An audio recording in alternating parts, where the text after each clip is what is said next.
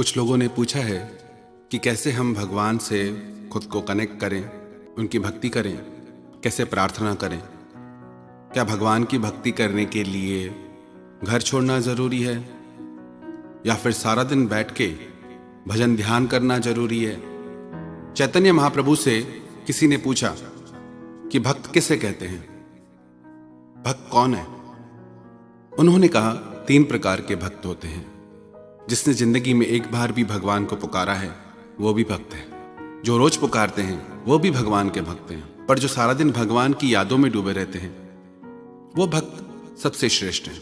आप भले सारा दिन जप न करें, सारा दिन ध्यान न करें, 5 घंटे नहीं, 2 घंटे नहीं, 1 घंटा नहीं, सिर्फ 5 मिनट। जब रात को आप सोने लगे, सिर्फ 5 मिनट के लिए दिल से परमात्मा को याद करें, प्रार्थना करें कि धन्यवाद है तेरा परमात्मा कि जो कुछ भी तूने जिंदगी में दिया है उन सब के लिए धन्यवाद है तेरा।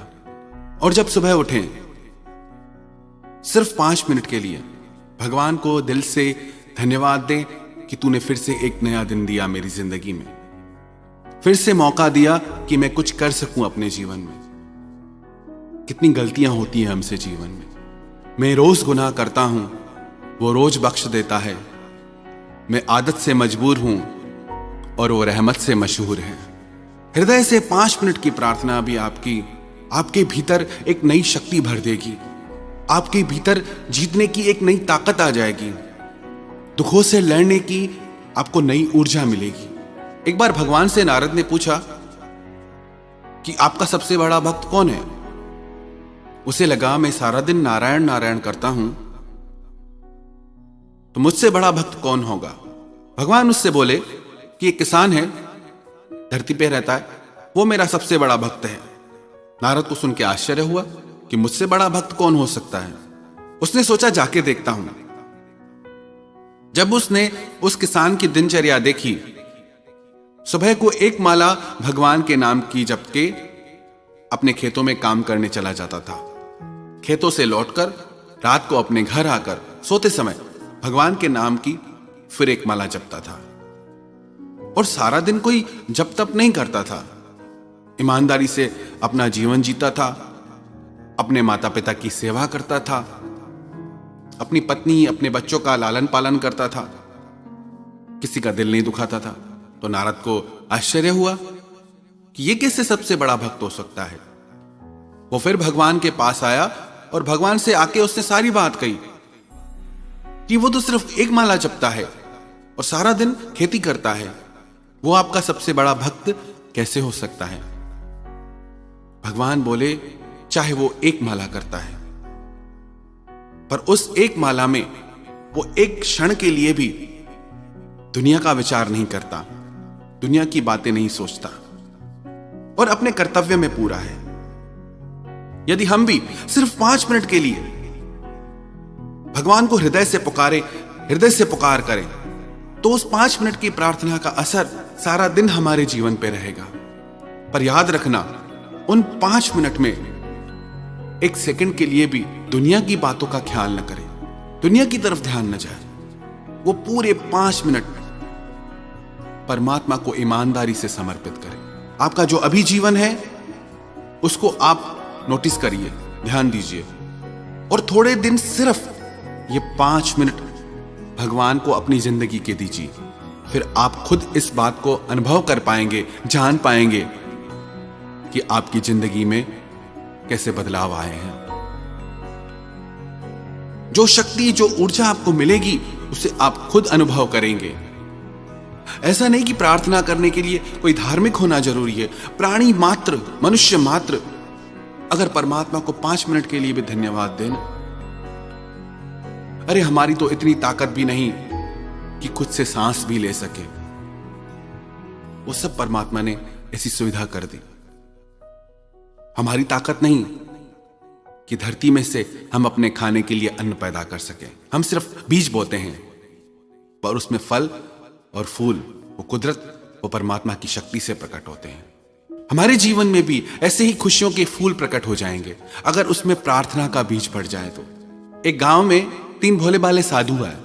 वो तीनों परमात्मा को प्रार्थना करते थे उनकी भावना का, उनकी प्रार्थना का ऐसा असर हुआ पूरे गांव पे कि उनके पास भीड़ आने लगी।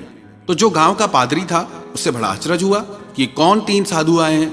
वो उनके पास गया, उससे लगा कि लगता है कि कोई बहुत बड़े विद्वान होंगे, पर उसने आके देखा कि वो तीनों तो बहुत सीधे साधे लग रहे थे, ज्यादा पढ़े लिखे भी नहीं थे। उस पादरी ने पूछा कि तुम कौन सी प्रार्थना करते हो? वो तीनों बोले कि हम पढ़े लिखे नहीं हैं, हमें तो कुछ आता नहीं।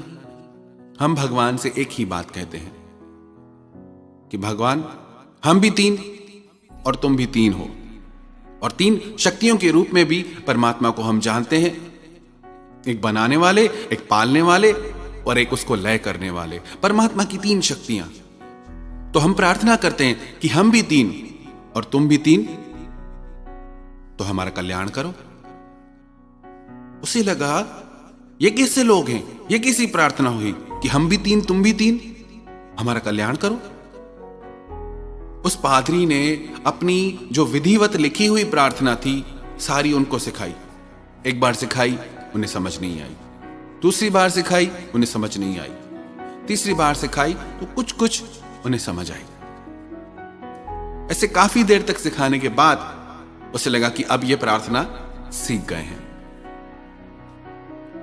नदी के पार उसको जाना था। वो अपनी नौका पे चढ़ के जैसे ही जाने लगा, थोड़ा नदी में आगे निकला तो उसने देखा कि वो तीनों पानी पे चलते हुए आ रहे हैं। वो तीनों आके बोले कि धन्यवाद, आपने प्रार्थना सिखाई, पर आपकी प्रार्थना तो हम भूल गए, फिर से सिखाओ। जब उसने देखा कि ये तीनों पानी पे चल रहे हैं, कैसा प्रभाव है इनका, तो उसे एहसास हुआ मेरी शब्दों में लिखी प्रार्थना से भी इनकी सीधी सादी प्रार्थना में ज्यादा असर है। कितनी देर करते हैं उससे ज्यादा इस बात का महत्व है कि हम कैसे करते हैं। बहुत ज्यादा चतुराई नहीं चाहिए कि बहुत ज्यादा हमको पढ़ना लिखना पड़े। सरल हृदय चाहिए। चतुराई चौपट करे, ज्ञानी गोता खाए, और भोले भाले भक्त को तो जल्दी प्रभु मिल जाए। तो यदि ईमानदारी से हम ये 5 मिनट प्रार्थना के अपने जीवन में जोड़ ले, तो विश्वास रखना आप अपनी जिंदगी को कई गुना बेहतर पाएंगे। आपको अपने जीवन में दिव्य ऊर्जा का अनुभव होगा। आपको लगेगा कि हां, कि भगवान है मेरे साथ हर बात में। बस आपको अपनी प्रार्थनाओं पे विश्वास जगाना होगा। If you worry, it means you don't pray. If you prayed, then why do you worry? अगर आप चिंता करते हैं तो अभी वो प्रार्थना आप सीखे नहीं, आपकी प्रार्थना भी अभी आपका विश्वास नहीं। यदि आपने प्रार्थना हृदय से की है तो फिर चिंता क्यों करते हैं? भगवान ने अर्जुन से यह बात कही, यदि तू सच्चे मन से मुझ में लग जाएगा तो तेरी हर चिंता मैं करूंगा। योगक्षेमम वहाम्यम।